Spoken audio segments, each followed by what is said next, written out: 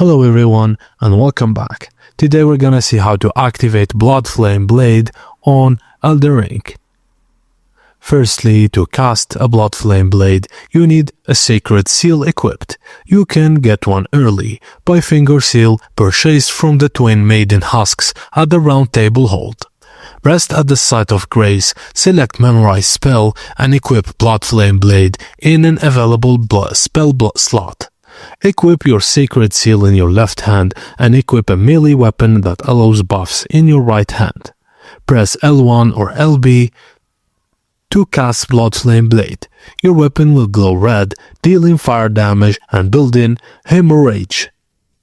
The buff works best with fast bleed scaling weapons such as Ushigatana, Scimitar, Twin Blade or Great Club.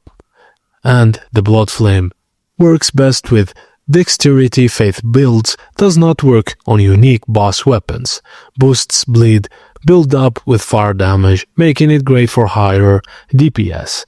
And that's it guys, thank you for watching and please don't forget to like and subscribe for more.